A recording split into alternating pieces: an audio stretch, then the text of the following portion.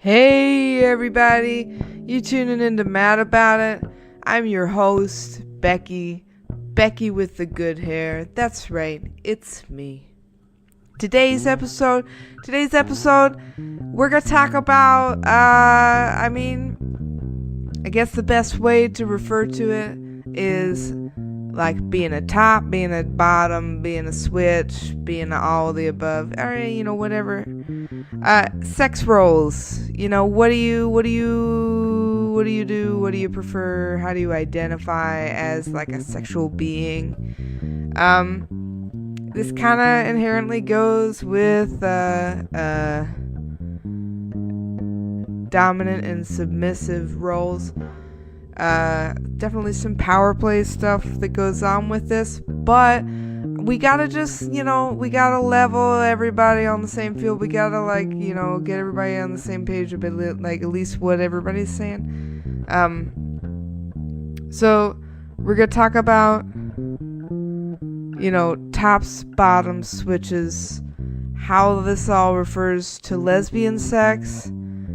So I don't know about you guys, but nothing about our society prepared me for being a dyke. I'm still figuring it out. I feel like I have a decent amount of experience at this point being a dyke. I've been this way since forever. And I've been practicing. Also, I've had enough experiences and been to enough sex clubs to understand that this stuff is the sort of thing that you could talk about ad nauseum for eternity. There is not a limit to the sort of stuff that you could talk about with this. How do I even put this? There's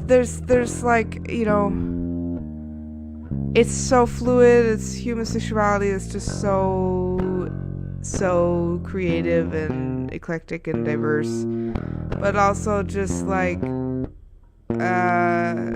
indescribable.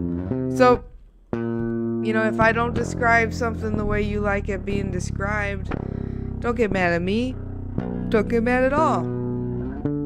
Just be like, man, isn't it amazing how human sexuality is so diverse that it's indescribable?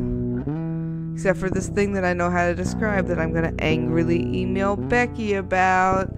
That's what that's for. Alright, so, moving on. What the heck? What are sex roles? Sexual preferences. So we remember when we had the gender studies triangle, we got our sex, we got our gender, and we got our sexuality. Sex is the parts you have. Your gender is how you feel about the parts that you have. And your sexuality is how you play with it all. So your sexual preferences, that's a totally different sort of thing even from your sexuality.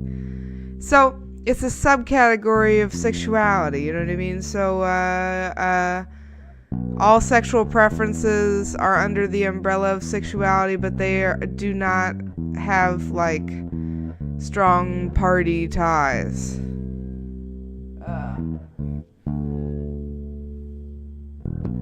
My dog just farted and it's awful. It's awful. I don't know if it's possible to do anything about this. So, sex roles. So, top and bottom, they're sex roles. A lot of people would associate the top as being the person that penetrates and the bottom as the person that gets penetrated. The thing about this is that it requires penetration for understanding how the sex gets dealt with. You know what I mean? So as a lesbian, I'm over here okay, Like, how do I talk about myself sexually then? Like, I am not, penetrating in a traditional sense, at least, I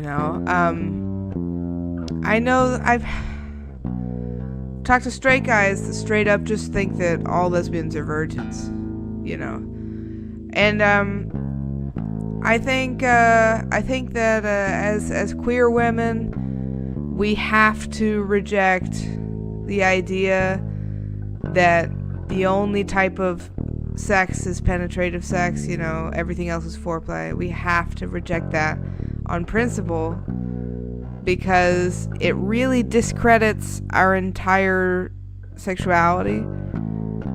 Even if you have the dildos, even if you have like the most, I know guys that would say that that fisting isn't sex, but penis and vagina is. Penis and vagina is sex. To some people, the risk of impregnation is sex. People are nuts. So all I'm saying is that there's a lot of weird, super restrictive definitions of what sex is and isn't out there. Hopefully, if you're listening to my podcast, this is not a surprise to you that sex that isn't just penis and vagina is sex. That two women having sex, no dildo, no, guy in the closet, is in fact sexual intercourse.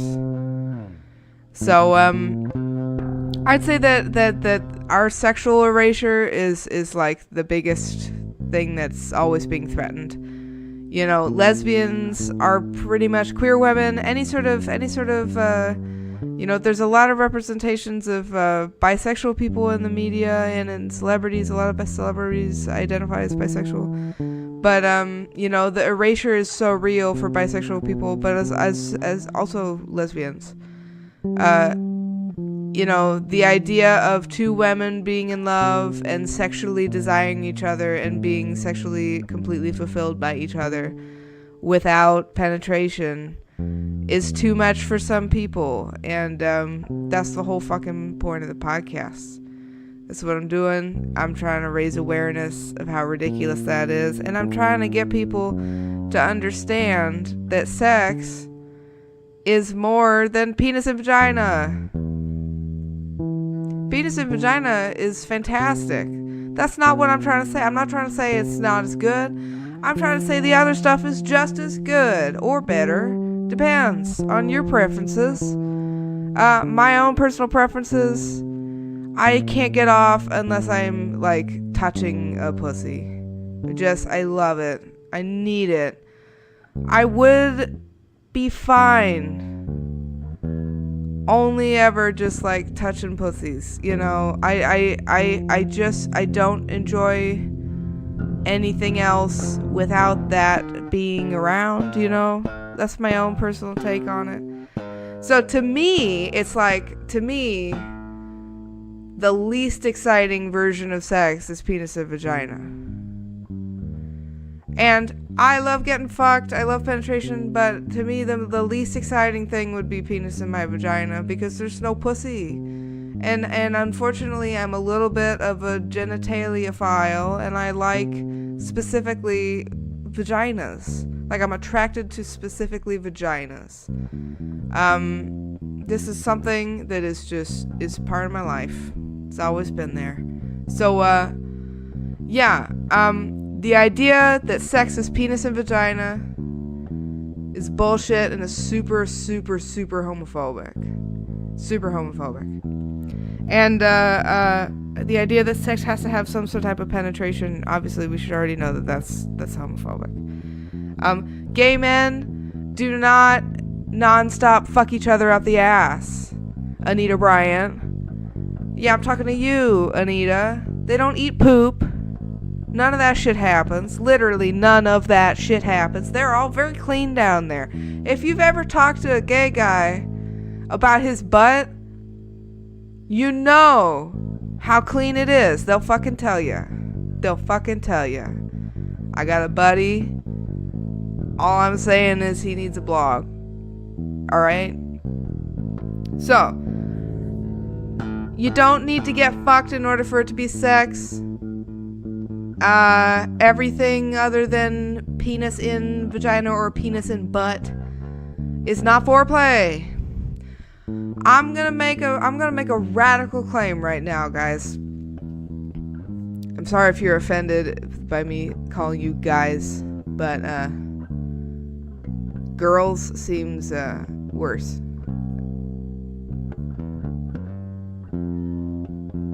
Orgasm should be part of the definition of sex. Personally. Like, I personally, it starts at genital touching, and to me, if it's a legitimate, full, home run sexual encounter, it ends with an orgasm. And in my personal experience, I don't feel that sort of raw vulnerability with someone unless I have orgasmed. I don't feel connected to somebody just by fucking them. Like, just by them being inside me. I don't, that is not enough. If all they did was penetrate me and then roll over, I don't feel the same thing that I do when they make me orgasm. Because in my experience as a human woman, that orgasm requires a lot of trust and vulnerability to achieve, or just a lot of horniness. It's usually a beautiful cocktail of trust, vulnerability, and horniness, and like attractiveness. I'm very, very spoiled though. Attractiveness is like always a 10. But anyway, we can have a whole episode about how beautiful everybody in the world is. I have this curse where it's talking to the same guy that tells me way too much about his butthole. I was telling him about he was dishing to me about how he got himself painted in a corner because he was like hanging out with some guy and they were just friends. And like the guy has feelings for him, but this guy, my butthole friend, is like, oh, you know, we're just friends. And I'm like, well, did you tell him that you're just friends? Like, were you very clear? Of course he said no. Of course he's being super shady about it. And I was like, well, you're being really shady about it. You should straight up tell him I don't have any feelings for you. So if you act like you have feelings for me, you know, blah blah blah, have the tough combo. But if you're a Mr. Nice Guy who hates confrontation, I guess that's too much for you. But he's gonna be so mad he's gonna be so mad. The guy lives in his building. I'm gonna go ahead and say this is not the first time that my dear butthole friend has been in a situation like this. You know why? The main reason we're friends is because we both love just intimately getting to know people. It's almost always platonic, and it's a rare situation that he gets sexually invested with somebody. I'd say it's the same for me, but I don't know about too rare. The whole point is that our shared mutual interest is like intimacy. And I think some people just can't fucking deal with that. Like, I think some people are used to our like very intimate culture, you know. Like, I'd say we have a relatively aromantic culture right now with all the dating apps and stuff, and the digital communications is just somewhat impersonal. There's also a lot of new ways to flirt with all that stuff, you know. So you could say it's just romance has changed its face. I don't know. There's certain elements of romance that digital communications cannot replicate. Anyway, but the whole deal is people aren't real anymore. Do you agree? People just straight up aren't real anymore. Everybody is their like fucking social media nonsense bullshit. And being a real person seems to be something that is reserved for like people that you're trying to fuck. So like my butthole friend is constantly in this situation where he's like friends with some gay guy, and the gay guy is like, listen, I'm in love with you, and butthole friend is like, no. Like we watched a movie and played Final Fantasy for like 45 minutes, and you think that we are soulmates, you know? Like he does that with me, he does that with his other fag hag friends. You know, he's got a lot of fag hag friends. I'm sorry if that offends you, term. It's the goddamn truth. But all I'm saying is that intimacy should also be part of the definition of sex, in my opinion. But I think the real beef is just that there's not a lot of intimacy in any of our relationships anymore. It's not really that sex has lost its intimacy. It's way more that just relationships have lost their intimacy, I think. As evidenced by my dear butthole friend constantly having like a trail of puppy dog tears for him wherever he makes friends. He's just a real dude. That's all. He's charming, he's cute. Yes. How good could anybody be? All he does is just talk to you like you're a real goddamn person. It shouldn't be so unusual. This is my point.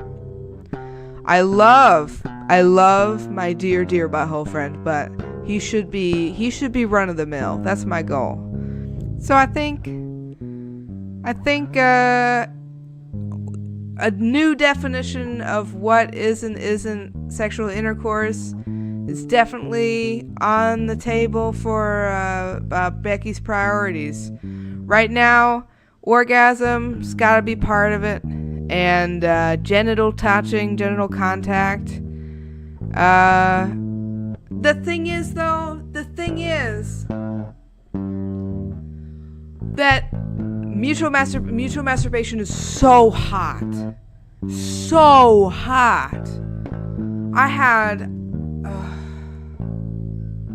You can totally orgasm right next to someone and not touch their genitals at all and have the best orgasm of your life. This is like not just possible, it's something that I enjoy.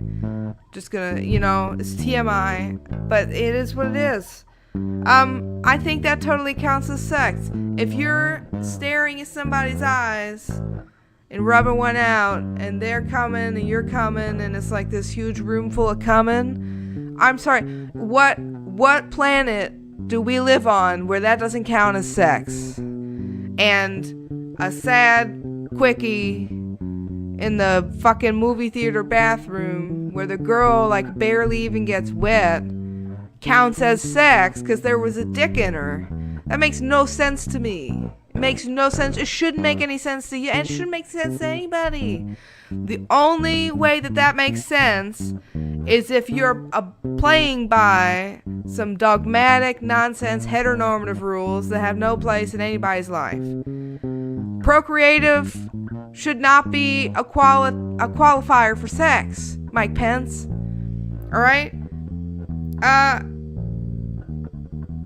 If you're a queer person who thinks that penetration is like a must, I don't know who you are. That's bizarre. Do you know why that doesn't exist? Because when you're a queer person, you're kind of forced to question this stuff. If you're a lesbian, or if you're a bisexual woman, and you're trying to have sex with a woman, and the whole time you sit there thinking, well, without penetration, it's not really sex. I just can't imagine you're in that sort of predicament. Like who would be like, oh man, I just spent like days, weeks, potentially months courting this woman. That's usually the circumstance. I get that casual lesbian sex happens, but fucking stop exaggerating, y'all. It happened to you like once or twice maximum, alright? I feel like all I'm gonna say, it's usually a long-ish courtship period. So, if you went through the trouble of trying to bang a dyke,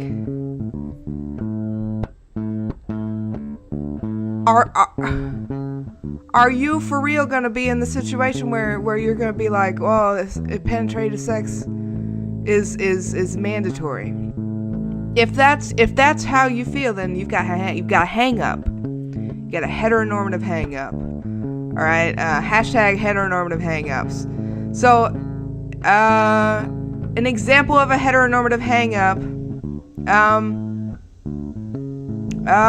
Let's say you watched a ton of blowjob porn when you were a kid, and now you're a dyke.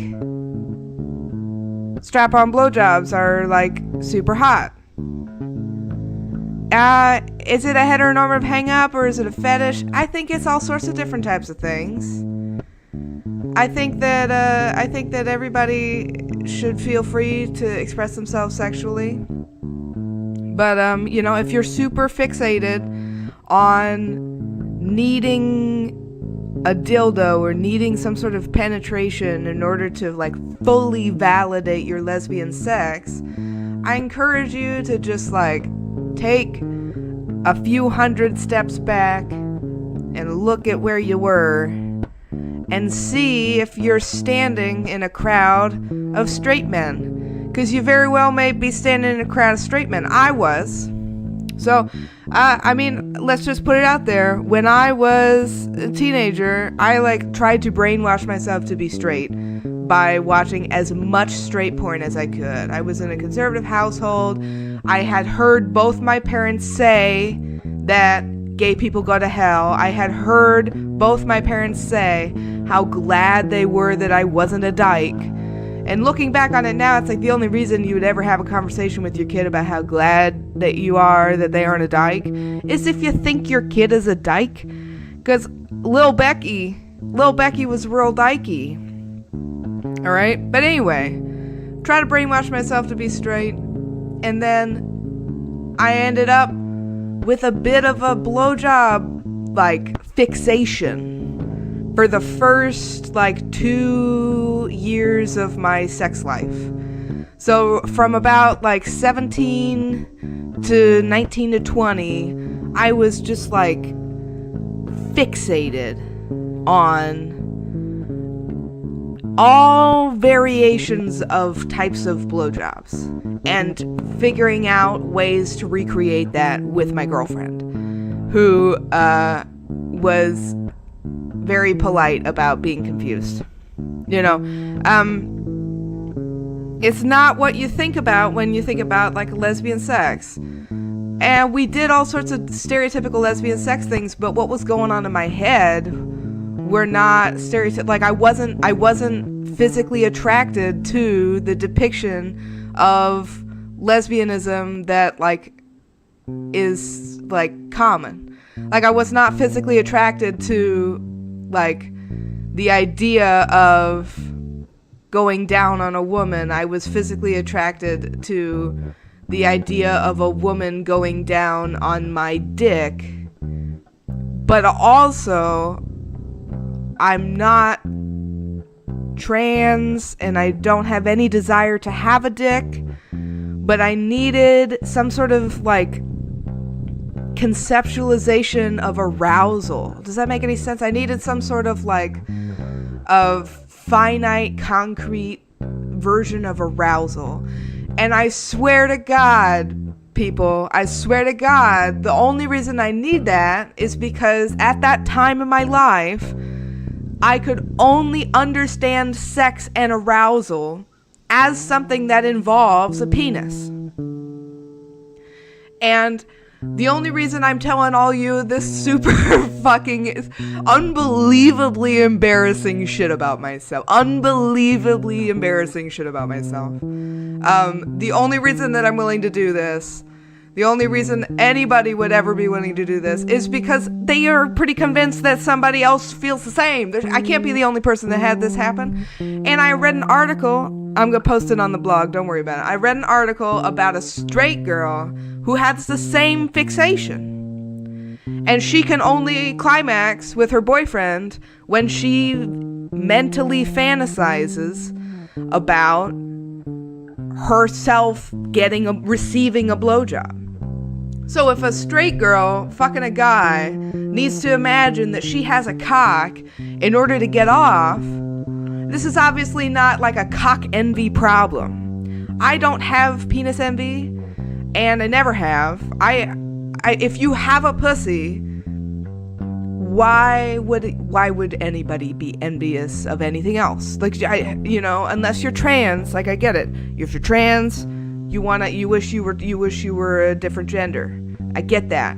You wish you had the genitalia that goes with the gender that you're supposed to have. I get that. Huge fan of being a lady. This lady, this cisgendered heterosexual woman in the article, is also a huge fan of being a lady. Both of us, for a time in our lives, I think hers is perpetual.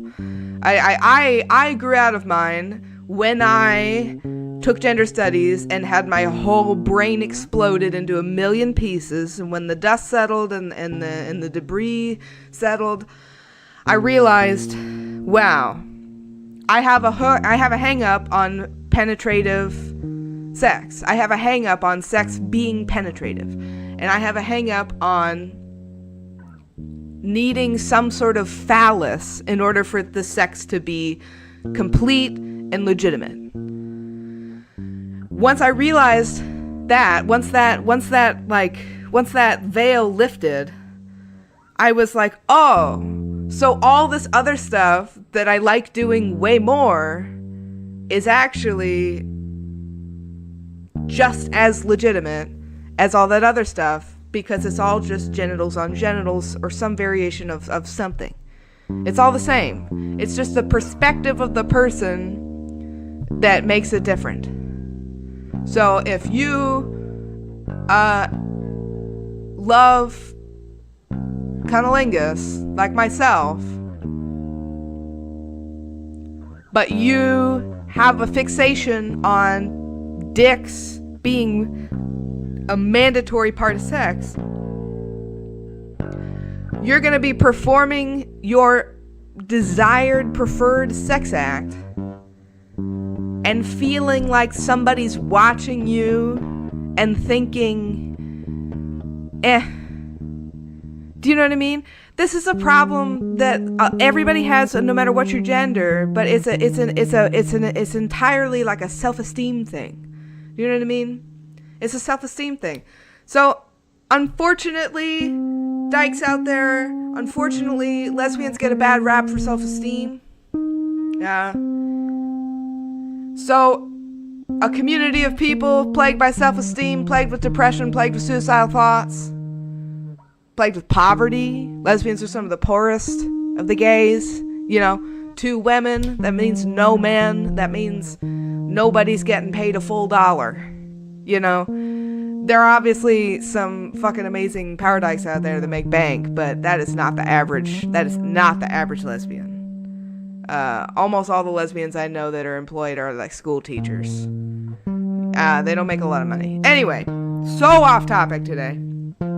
So, if you have a fixation on penetration being a necessary qualifier for your sex, whether or not you live a body and a life that allows for that is kind of irrelevant. You're still going to get fixated on not being enough. So the only thing that you can do is realize this, get over it, and start having the sex in the way that you want to have, which is an unapologetic way. You need to have unapologetic sex. There is nothing about lesbian sex that is a substitution for anything.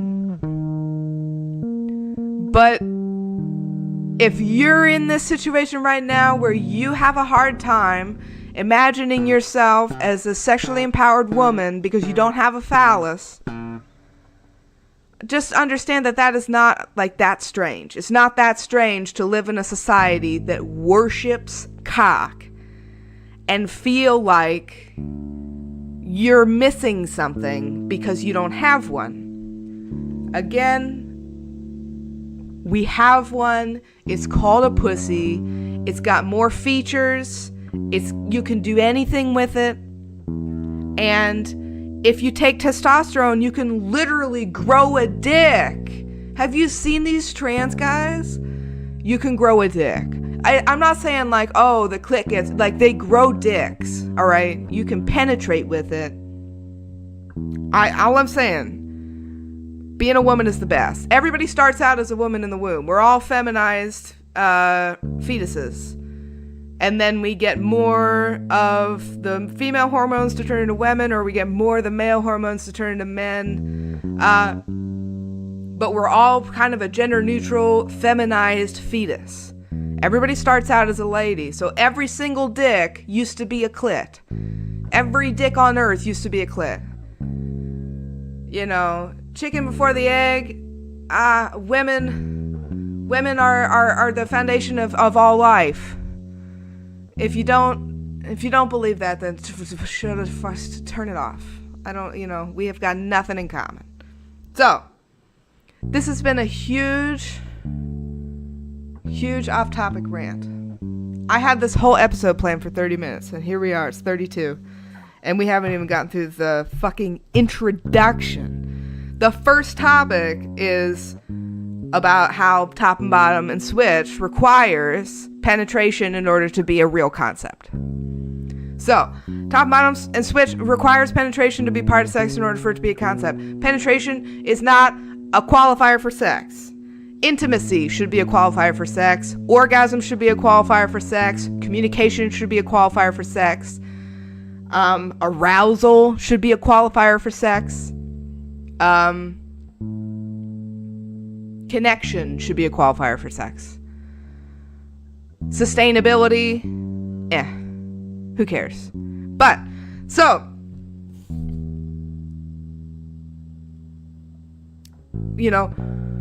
we get these ideas about sex from our culture, from our society. When I took gender studies, we talked about these Aboriginal people in Australia that were found, and they hadn't modernized at all. And they talked about their sexual culture, and the sexual culture of the village was when a woman decided that she wanted to have a baby, she would have sex with everybody in the village. Everybody in the village would have sex, or anybody that wanted to be the father. That's what it is. I'm so sorry. Go back. Anybody that wanted to be the father of the baby had sex with the mom. So anybody that wanted to be considered a father automatically signed up by having sex with her, which means that that kid had 4 or 5 dads, and it also means that that lady had 4 or 5 sexual partners consecutively. Remember, what episode did we talk about bonobos? Bonobos? Does anybody know how to say that? Can somebody leave a sound clip on my Facebook page how to say bonobos? Bonobos. I think it's bonobos. Let's say bonobos. So, bonobos, one of our ancestors, very, very sexual type of monkey. All right, it's a gorilla of some, so it's a primate of some, right? So it's a very sexual primate. All right, bonobos have group sex all the time. Bonobos have gay sex. Bonobos have lesbian sex. Bonobos have group sex. It's super, super common for a female bonobo to have multiple sexual partners. Super, super common for these Aboriginal Australian people to have multiple sexual partners. And it's super, super common for women to fantasize full-grown human, evolutionized, civilized, vaccinated women to have. I'm not, I am not saying that we're superior at all. Don't get this confused. We're just vaccinated, which is an advantage. But please vaccinate your kids. Like, why is that something I need to say? Anyway, those people all had multiple sexual partners. But for some reason, when said, modern woman says, oh yeah, I want to have a gangbang, she's like some sort of crazy slut. I politely disagree. I'm going to go ahead and say that, like, physically, damn near everything about being a woman sexually would make everything would be easier to achieve with more people. Like a guy's endurance is not a problem when there's 4 of them. Getting touched all over simultaneously is something that I know that like a lot of chicks straight up need. I don't know that many. I'm sorry I said chicks again. Y'all gonna cry about it. I cry enough. All right? Everybody cries enough. We don't need to cry about chicks. Anyway, chicks, most of the people that I've had sex with need more than one type of stimulation to get off. Women especially seem to need like either clitoral and vaginal, or like vaginal and boobs, or like clit and boobs, or like clit and boobs I'd say is the most common combo. Like I would if you're somebody with sensitivity in their boobs, clit and boobs seems to be a big like crowd pleaser. And if simultaneously doing that, depending on what position you're in, can be real tricky. That could be tough. So, having more than one person fixes that problem real easily. You got, team boobies, and then you got team butt, and then you got team vag, and then like team face and hair, or just like, give her something to do with her mouth. It's like, yeah, you know what I mean? I can't be the only person that isn't offended. If anything, is the opposite of offended by group sex. And yeah, discovering that we have, ancestors that are notorious for group sex absolutely makes sense to me. That makes sense. Should make sense to you. Are we also like hardcore bred to be monogamous?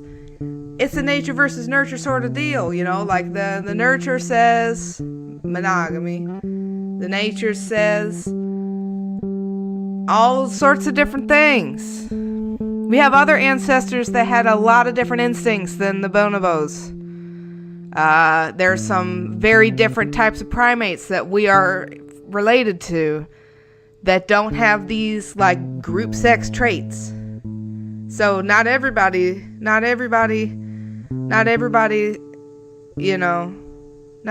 into this.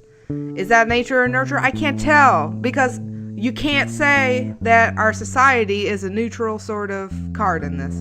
Like, women's sexuality goes peanut butter and jelly with purity in our culture. White dress, no sex before marriage. I mean, marriage is an exchange of property, and that the goods have got to be pure. That's the whole deal. You can still get your hymen restitched today. I don't know if that was a thing people ever used to do, but I worded this incorrectly. Maybe I'll edit it. Maybe I won't. You can get your hymen surgically reattached today, right now. You could make a phone call right now and go get your hymen again if you lost it. during a horseback accident or a gangbang. So,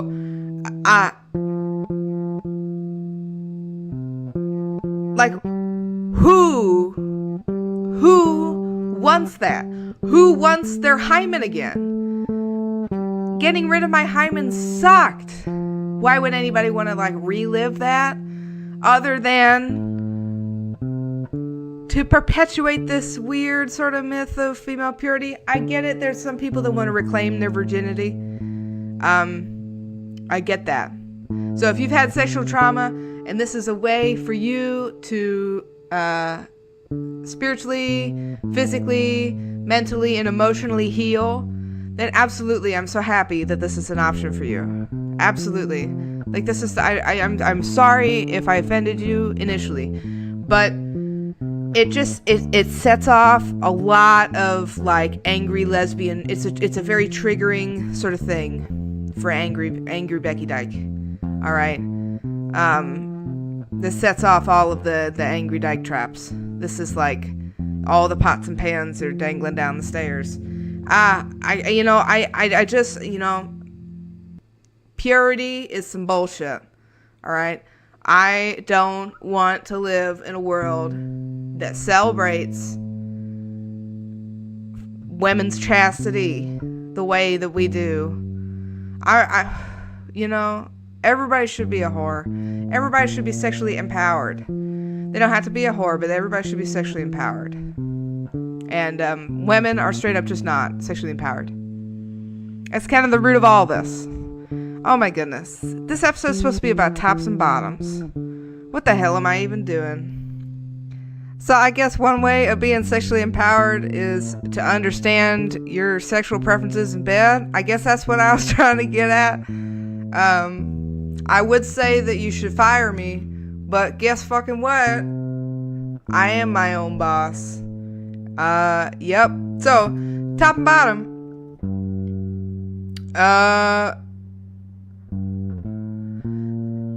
Heteronormative, procreative, cultural bullshit weighs heavily on our perceived sexual expressions.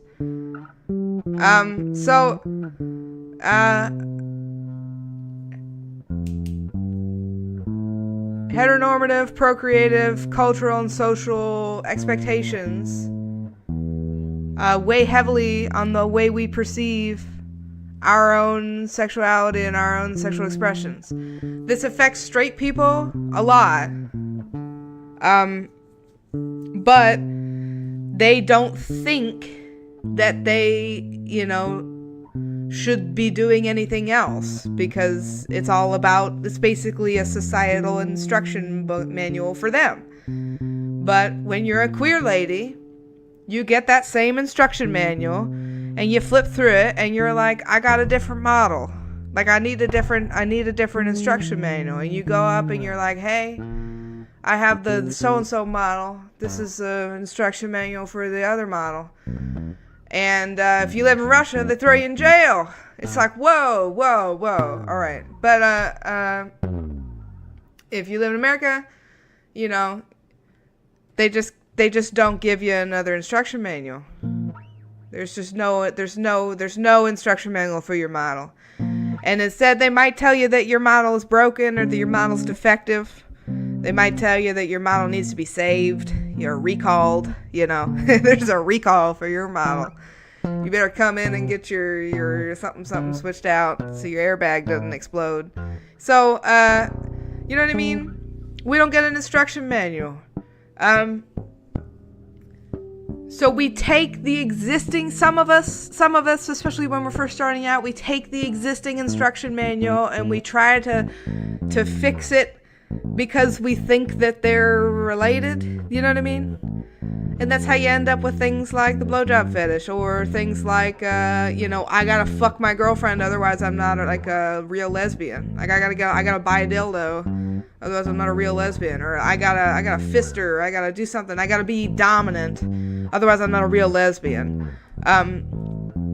It's the same sort of trap that young pubescent boys fall into where they're not a real man unless they're super sexual and they smell terrible and they, and it's like there are all these different sorts of like societal bullshit that they put on men. Instead of being like, I'm a lesbian and I am the way that I am and I don't really need to change anything about myself, some lesbians go and they get the man's instructional manual and they just kind of try to make it work. And that comes with some bullshit.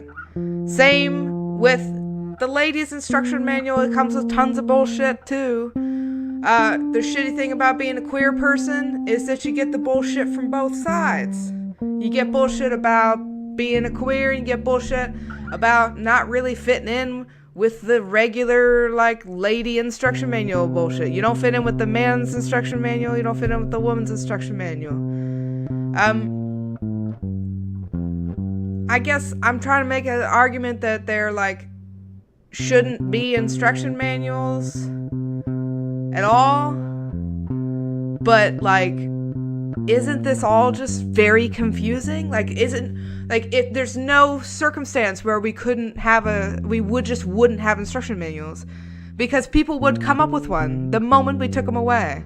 The moment everybody was like, listen, no more instruction manuals, there'd be somebody in the back of the class being like, listen, I know they say that there's no like set way to do it, but look what I did. It's a good, amazing way to do it. So I think what we need to do is just talk about queer sex, talk about queer roles, talk about sex in a way that isn't so restricted to heteronormative ideas. Scrub out penetration as a qualifier for sex. If you scrub out penetration as a qualifier for sex, then everything makes a lot more sense.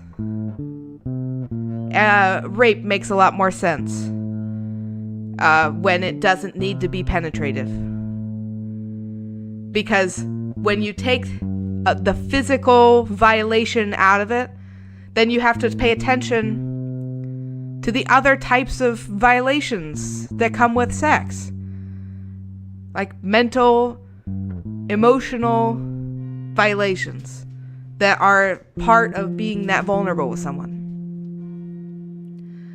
So yes, okay. That was the 50-minute introduction to why penetration is not that big of a deal. Have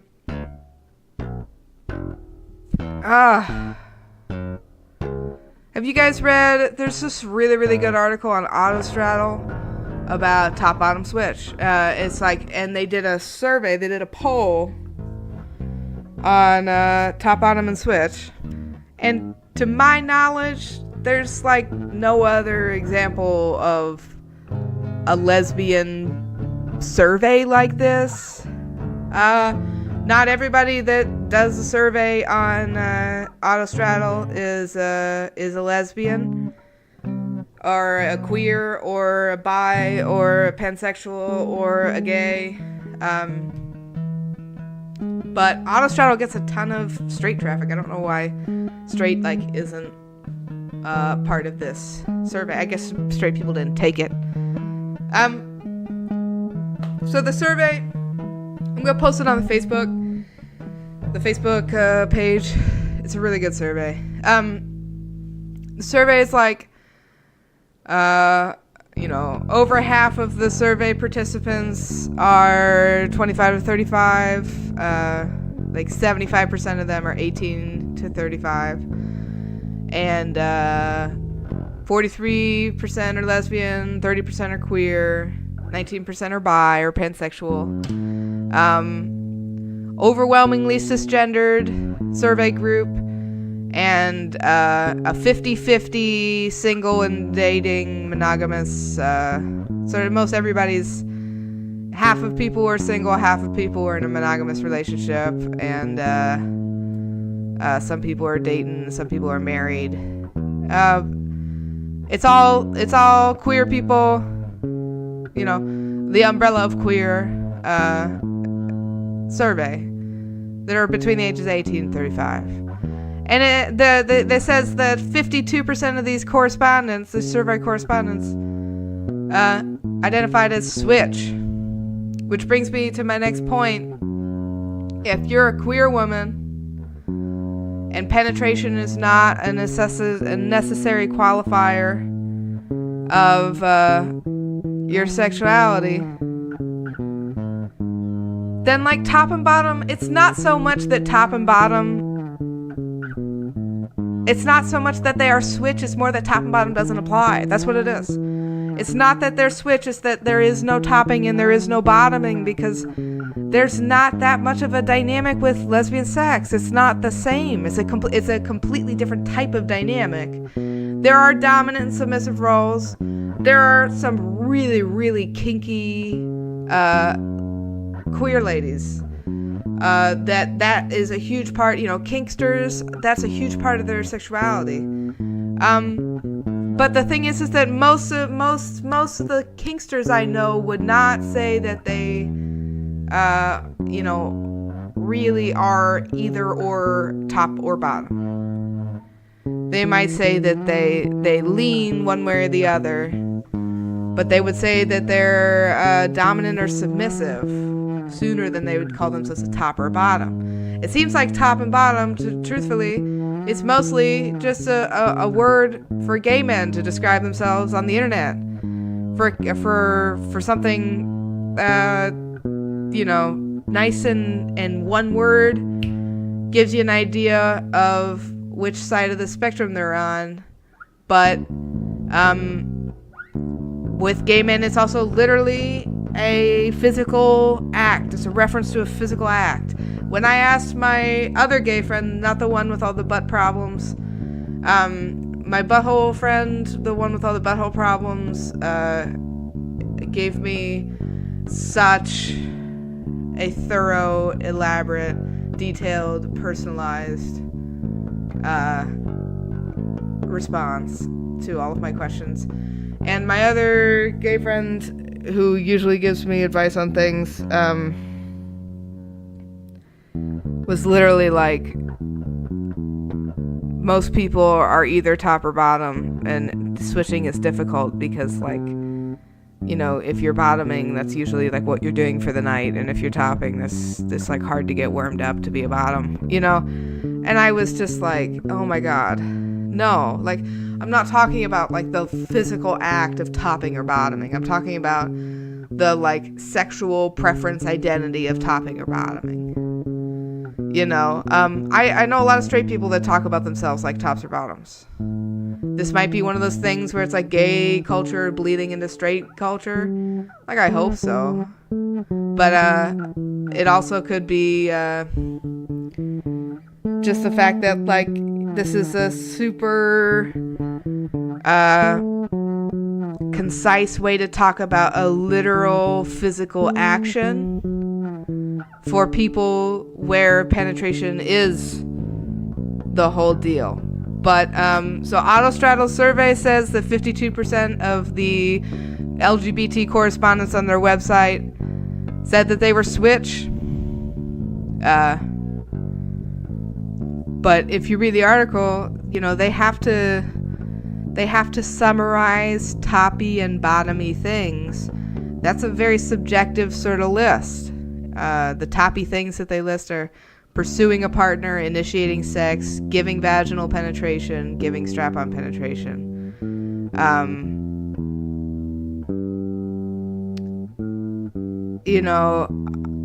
I guess those are some toppy things, yeah, but it's a pretty limited thing of. There's a pretty limited view on what being a top is. Also, some bottomy things: being pursued, initiating, having your partner initiate sex, receiving vaginal penetration, receiving strap-on penetration.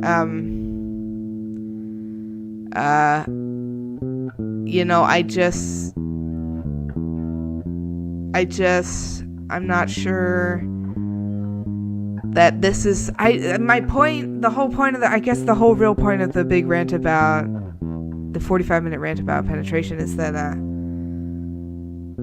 this just doesn't apply to lesbians. It doesn't apply to queer ladies. It doesn't apply to queer sex. Power dynamic applies to queer sex. Age play applies to queer sex. Size play applies to queer sex. But, a sex act does not equal a sexuality. And a sexuality does not equal a sexual preference. So, you can get 10 lesbians in a room and say, does everybody here like giving oral sex? If one of those people doesn't raise their hand, they are not less of a lesbian than everybody else in the room.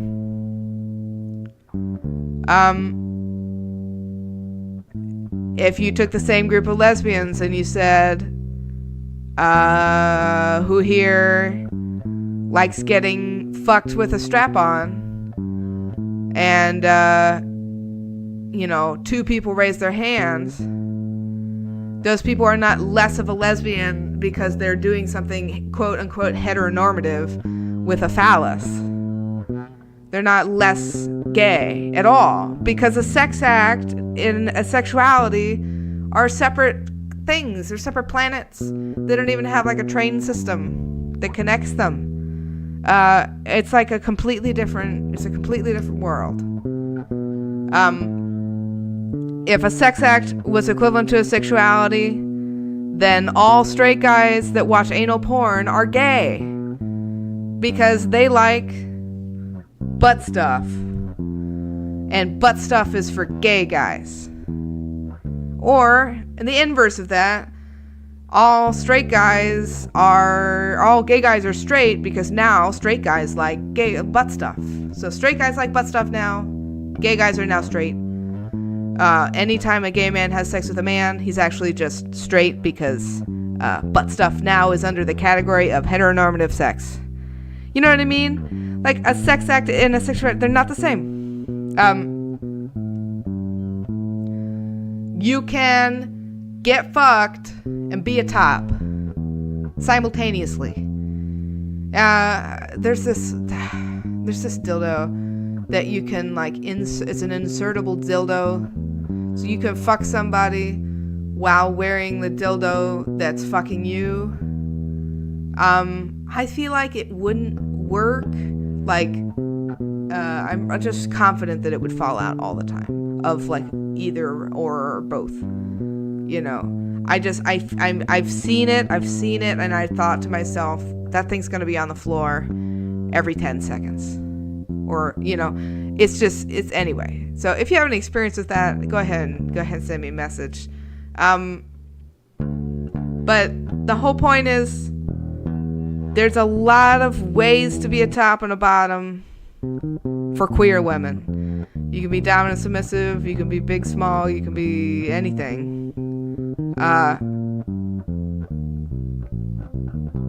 Don't get so hung up on penetration. It's not the most important thing. Penetration is, just another means to an end, like all the other type of sex acts. Again, gonna give a huge shout out to mutual masturbation.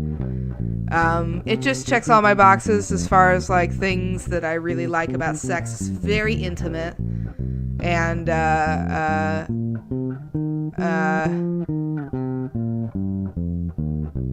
yep, give it a try. Try something new, and especially next time you're sick. If one of you's got a cold, it's the best way to have cold sex. Except, I don't know. Not everybody likes cold sex. I'm just a horny bastard. It's my curse. Definitely think I am more of a bonobo than I am whatever the other one is. I gotta do my research better. Okay, I think that's gonna be it for today. Ta-ta for now. Mwah.